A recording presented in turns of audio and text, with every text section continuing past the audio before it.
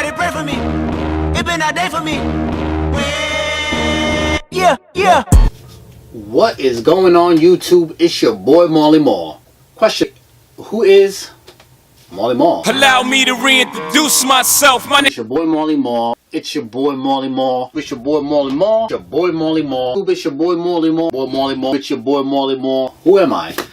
So I started my YouTube page, I would say about a year and some change ago. It was actually inspired right around the time that Kobe had retired, and I was asked to do a Kobe tribute video. I had never touched video a day in my life. Editing, the recording, that just wasn't what I did. I was more of an on-foot, picture taker, shooter, whatever you want to call it. But Revolt TV had reached out and they asked me to do the video. I did it. It was long. It was raw. You could tell that it was not professional. And I really didn't know what I was doing. And if you're really curious to see how bad and how awful I did, it's still posted on this channel. It is the very first video listed there. Needless to say, that did not get any airtime on Revolt TV. So yeah, that just is what it is. But since then, I have actually tried to be a little bit better and learn the craft and all that stuff. In this though, I decided to make a who am I type of video because I don't feel as if people really know my story or anything like that. Maybe you just kind of stumbled upon my channel while you were looking through other sneaker videos. Maybe you're a follower from Instagram or supporter of the Monday Midsole. So depending on where you're coming from with everything, you may or may not know a lot about me. So I figured, you know what, let's take it back, kind of an intro video, so that if you are new to the page, you get to understand how all this kind of came about. Like many of you, I'm just a collector, right? I've got a passion for shoes. I'm what they would call, quote unquote, a sneakerhead. Although some people get offended by it, I don't, considering I literally have sneakers on the brain 24/7. Also what I would consider a sneaker enthusiast, because I have this passion and this drive when it comes to the sneakers and the community and really everything that goes into that, from design to marketing to the implementation to release date. I enjoy all of that. And realistically, I started off as just a Jordan collector. That was it. That's all I had, right? So it was Jordans that got me into it. I had a summer where I pretty much worked as a camp counselor, and all my money was spent on gas, food, and Jordans, right? So I was able to build up my collection that way. One of the very, very first pairs that I got was a Jordan 1. So I actually did start kind of at the genesis with the Jordan 1. But then throughout the course of that summer, I just scooped up a lot of new releases. So Jordan 4s, there were Jordan 8s. One of the very first Jordan 2s that I picked up was actually the chrome pair, which I beat to death. When I first started, it wasn't really about collecting, right? It was about wearing shoes. It was about, getting kicks that were fly. It was about matching up with outfits and going to the mall that Friday or Saturday, or going to the football games and stuff like that. And I was just a normal high school kid transitioning into college, and was just, keeping that fashion and that drive alive. That was right around 02, 03. It got really, really bad right around 04. It's the summer I was just copping mad kicks. And then I transferred into college, and by then I had amassed, I don't know, maybe 50, 60 pairs of Jordans. And I became known as that guy on campus, right? Because I was able to wear pretty much a different pair throughout the course of the month, or whatever the case may be. I had a solid group that I kept in school. I had some pairs that I kept at home, and I would switch them up, depending on what was going on. During school, you try to pick up what you can, but ultimately, you have limited resources. After graduation, took a couple months off to enjoy summer and all that stuff, but that quickly got old. People went back to school or to work, and there wasn't a lot of people to hang with once the fall came around. So I actually, while looking for my big boy job, so to speak, I took a little filler position and I started working at Foot Locker full-time as an assistant manager. And through that, the love, the drive, the collecting, all that stuff that goes into what you see behind me just kind of took off.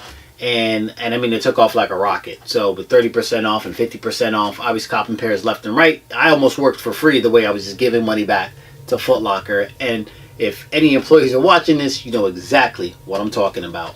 But I was able to cop things left and right. Release date, there was no problems.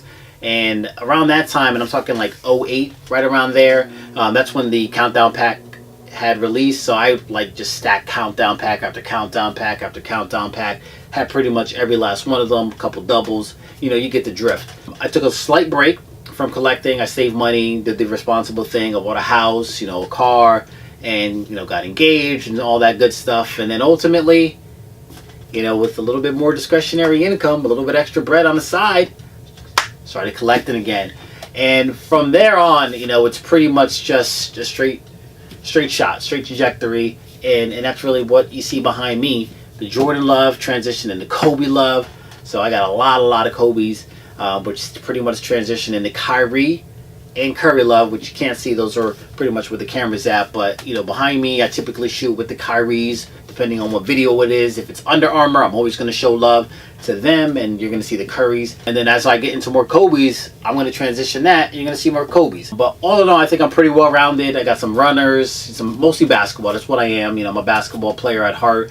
That's my passion, my love. That's my first love.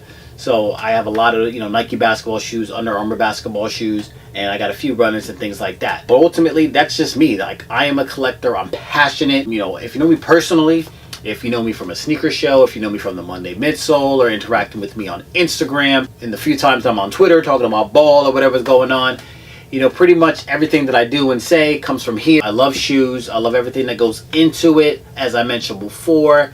And that's it. You know, I'm just an average guy working a 9 to 5, but I just have this drive, this passion for sneakers. And that's what you see behind me. And that's what you see if you follow my page on Instagram. That's what you see if you watch my videos. So that's it, guys. That's MaallyMall. Sneaker enthusiast, sneaker collector, father, husband, brother, son, average dude. Nothing special. I just love shoes. If you're like me and you like shoes, leave a comment, hit like, subscribe to the channel. I got more and more content that's coming. Starting to get somewhat comfortable behind the lens and really the editing, because that's the key. I can talk all day. It's the editing that makes the difference.